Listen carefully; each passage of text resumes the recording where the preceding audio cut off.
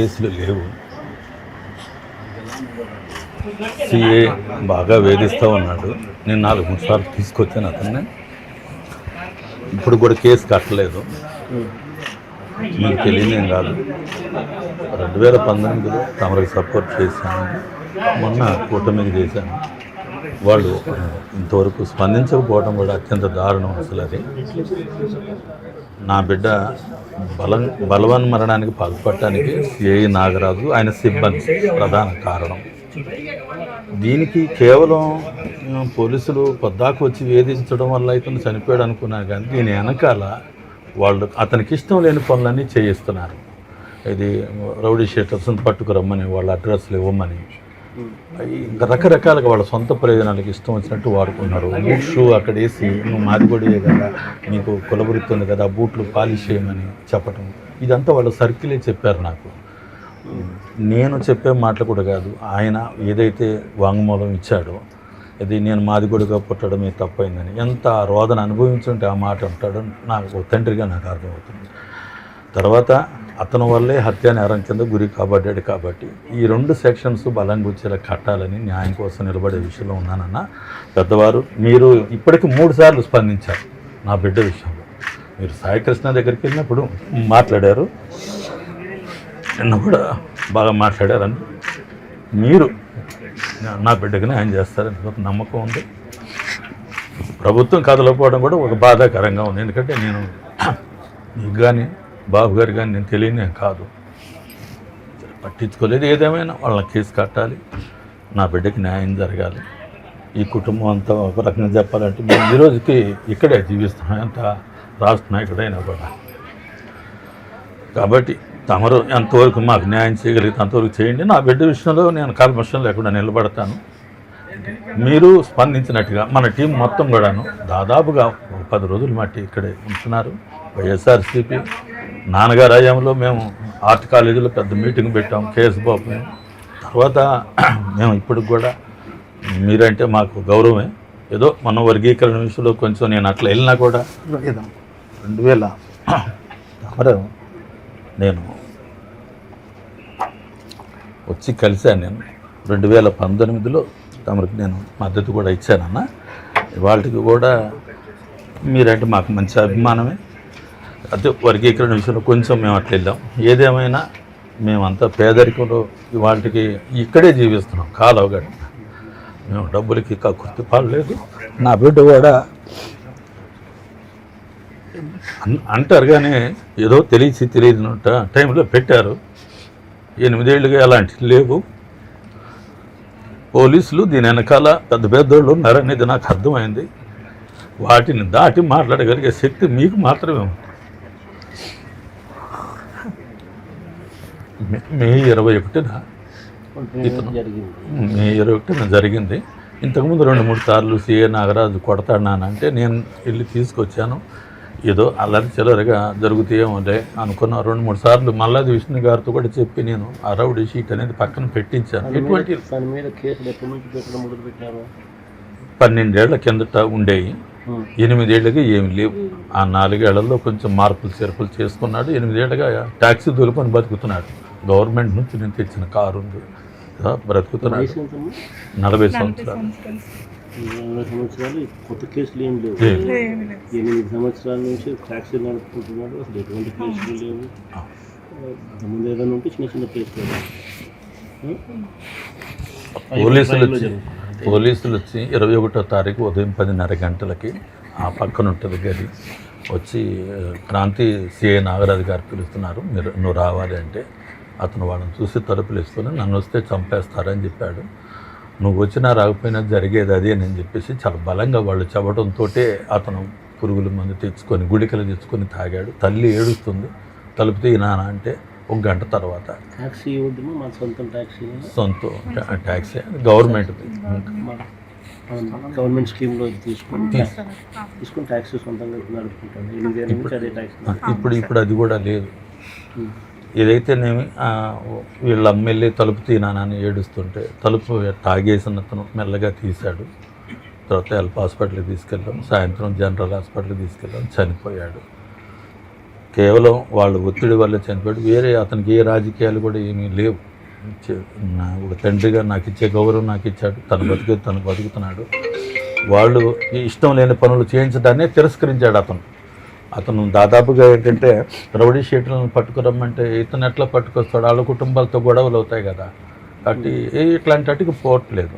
ఇతను తీవ్రమైతే నేను వెళ్తూ ఉండేవాడిని, అట్లా అంత లేదు అనుకున్నాను. తర్వాత చూస్తే ఈ సాయికృష్ణ అని అతను కూడా చంపబడ్డాడు కదా, అదే తరహాలో ఇతను కూడా భయం పట్టుకుంది. ఎందుకంటే వాళ్ళు ఇష్టం లేని అంటే ఇప్పుడు ఆదివారం వచ్చి సంతకం పెట్టాలంటారు, ఆ సంతకాలు వాళ్ళు పట్టించుకోరు. కానీ వాళ్ళు చెప్పిన పని చేయకపోతే ఆదివారం పేరుతో తిరగేసి ముగ్గురు కలిసి 3 టైర్ బెల్ట్లు పట్టుకొని కొడతా ఉంటుంటే అతడు తగలరాని చోట తగిలి చచ్చిపోయే పరిస్థితి కూడా. ఇంత భయంకరమైన స్థితిలోనే అతను చనిపోవటం అనేది జరిగింది. మరి నేను కేసు పెట్టి కూడా నెల 8వ తారీఖు నాడు పెట్టాను. నేను ఇంతవరకు ఆ కేసు కట్టింది కూడా లేదు ఇప్పటి వరకు కూడాను. నేను దళిత సంఘాలు మొత్తాన్ని తీసుకుని వెళ్ళి మళ్ళీ సిపి గారిని కలిసి మళ్ళీ కేసు పెట్టమని చెప్పేసి గట్టిగా ఒత్తిడి చేసామన్నా. మరణ వాంగ్మూలంగా వీళ్ళు అసలు దాన్ని ట్రీట్ కూడా చేయడం.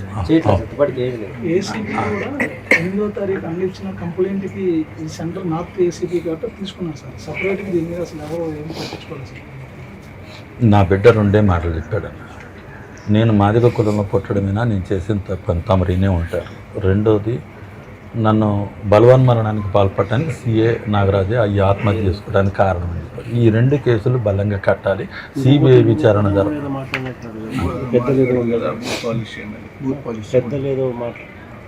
అంటే అతను దీని రికార్డు ఉంది.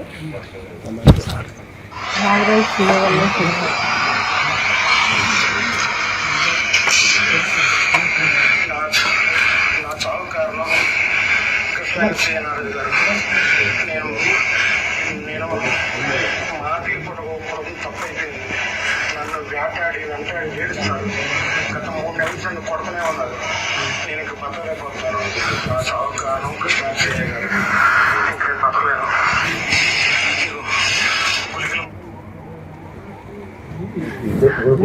అన్ని వాళ్ళ అమ్మగారికి చెప్పేవాడు సార్. 3 నెలలుగా తిరుగుతూ ఉన్నప్పుడు ఇంట్లో 3 నెలల నుంచి కొట్టేవాళ్ళు అని చెప్పి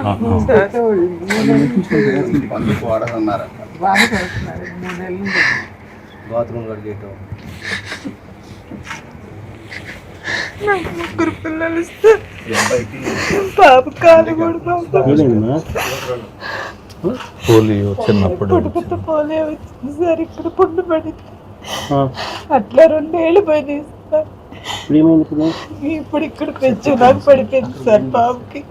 అది లోపల నుండి తినుకుంటా ఎక్కడ చూపిస్తున్నారు సార్. ఎక్కడ చూపిస్తున్నారు? ఏమని చెప్పినారు వాళ్ళు? అంటే కొంచెం ఏజ్ అనేది వచ్చాక చేస్తామన్నారు సార్. కాకపోతే ముదిరిపోయింది బాగా, ఏళ్ళన్నీ పోయినాయి, ఏళ్ళు పోయినాయి. ఏమైంది? పుట్టుకలో చిన్న కణితలాగా వచ్చింది సార్. ఇక్కడ వెనక ఈ మీద కణితలాగా వచ్చింది. అది తీసేసాక నరం అనేది ఏంటో లోపల ఇదైపోయింది. పిల్లోడు నడుస్తుంటే ఆ ఏళ్ళు కొట్టుకుపోయి ఇక అట్లా లోపల ఇన్ఫెక్షన్ అవుతా వస్తుంది సార్. ఏ హాస్పిటల్కి వెళ్ళేదాని సొల్యూషన్ తెలియట్లేదు. మన ప్రభుత్వం వచ్చిన తర్వాత ఇది SC ST అట్రాసిటీస్ కేసులు బుక్ చేసి గవర్నమెంట్ తరఫు నుంచి మన పిల్లలకి రావాల్సిన బెనిఫిట్స్ అన్నీ వచ్చేట్లేదు. 5 సెంటర్ స్థలం ఇప్పిస్తాను, 5 ఎకరాల స్థలం హోటల్. SC ST సంబంధించి అట్రాసిటీస్ కింద చనిపోతే ఏ రకమైన చట్టం పరిధిలోకి వచ్చి చట్టం ప్రకారం ఏదైతే బెనిఫిట్స్ ఒక హక్కుగా మీకు రావాల్సింది ఏదైతే ఉన్నాయో అవన్నీ నేను దగ్గరుండి మన అధికారంలోకి వచ్చిన 1 నెలలోనే చేయించేస్తాను. అన్ని దగ్గర నేనే చేపిస్తాను. ఇప్పుడు కూడా ఇవన్నీ కూడా నేను దగ్గర చూస్తాను, ఇవన్నీ చూస్తాను. అని బాబుకి సమస్య లేకుండా నేను చేసుకుంటాను, నీకు ఇబ్బంది లేకుండా నేను చేసుకుంటాను. నా కొడుకు చాలా న్యాయంగా పోలీసులు వచ్చి పిలిచేలేదు. నా కొడుకు నన్ను పిలిచి నేను తలుపు తగ్గలేదు. నా కొడుకు మందాయి చనిపోయాడు సార్. పోలీసుల వల్లే నేను చనిపోతున్నాను. నన్ను పిలిచాను, కాంతి రాయి అంటే అమ్మ నేను రానమ్మా, తీసుకెళ్ళని చంపేస్తారు, నన్ను అప్పచెప్పకమ్మని చెప్పి ఏడిచి నా కొడుకు నేను వచ్చేసినాక తీసుకున్నాను తాగి చనిపోయాను. పోలీసులు ఏది బూట్లు తొడవమంటావు, బూట్లు తొడవమంటావు, నువ్వు మాది కూడా కదరా బూట్లు తొడవమంటావు, బాత్రూమ్లు కడిగేయటం అవన్నీ చేపిస్తారని నా కొడుకు నాకు చెప్పి బాధపడతా ఉండేవాడండి. అసలు అటు వెళ్ళిపోయి తెలియడం ఇటు వచ్చి అనిపిస్తే ఎన్ని సంవత్సరాల నుంచి కేసులు లేవు కదా, మరి ఎందుకు పిలిపిస్తాను మీరు? అంటే పాత కేసులు ఏమో ఉన్నాయి అని చెప్పి పిలిపిస్తారు. వాళ్ళ అవసరాలకి వాడుకోవటం కోసమే పిలుస్తారు. గంజాయి అమ్మమంటాము, అది ఏది? దానికి వెళ్ళి గంజాయి అయ్యి అమ్మమంటాము, ఆయన పనులు చేయమంటాము, పిల్లల్ని చెప్పుకుని చేస్తూ ఉంటారండి. అది భయపడి వెళ్ళకుండా ఉంటాడు, వెళ్ళకపోయి తీసుకెళ్ళటం కొట్టడం. ఒకటే రోజు తీసుకెళ్ళాడు, ఇంటికి వచ్చి తీసుకెళ్తే ఎందుకండి అంటే సీఏ గారు తెమ్మంటారు అని నేను లేపితే ఈయన గారు సోయి లేకుండా అన్నారు, బాగాలేదు పడుకున్నాడు. సరే తీసుకెళ్ళాక పొద్దున పూట నేను వెళ్ళాను, తీసుకెళ్ళి కొడుతున్నారండి, అల్లాడి తీసి కొడుతున్నారు. నాకు కొడుతుంది అల్లాడిపోతున్నాడు కింద నేను ఎట్లా అయిపోయాను అసలు. ఇట్లా కోడిని కట్టేసి అల్లాడి తీసి కొట్టడం, చేయలేని వాసిపోయి వచ్చి అన్నం కూడా తినలేకపోయేవాడు అసలు. నా కొడుకు సీఏ వాళ్ళే చనిపోయాడు. నా కొడుకు ఈ వయసులో మమ్మల్ని చూడాల్సిన కొడుకు మాకు లేకుండా అయిపోయాడండి. 8 సంవత్సరాల కింద కేసులు ఏదో ఉన్నాయని చెప్పినారు, అది ట్రయల్ జరుగుతుంది. అవన్నీ నేను తీపిచ్చేసాను. అవన్నీ ట్రయల్ జరుగుతుంది. లేదు అసలు ఏం కేసు లేదు, నేనే దగ్గరుండి తీపిచ్చేసా. ఆయన శిక్ష పడింది లేదు అసలు, ఏ కేసులో లేవు. అన్ని కేసులు కూడా కొట్టేసారు. ఈ 8 సంవత్సరాల నుంచి కొత్తగా ఒక కేసు లేదు. మొన్న సిఏ గారు ఏసీపీ గారు అంటాడు పేకాట కేసులు పడమట్లో ఉన్నాయి అంటాడు. అసలు ఇవన్నీ మీరు ఇప్పుడు ఏదో కావాలని తీసుకొచ్చే తప్ప, అంతేగాని అసలు మర్డర్ లాంటి కేసులు కాదు. మీరు వీటిని ఇట్లా చూపించడం కూడా కరెక్ట్ కాదని నేను చెప్పాను. నేను సరే ఏదేమైనా నా వాంగ్మూలం తీసుకున్నారు, బాగా డిలే అవుతూ ఉంది.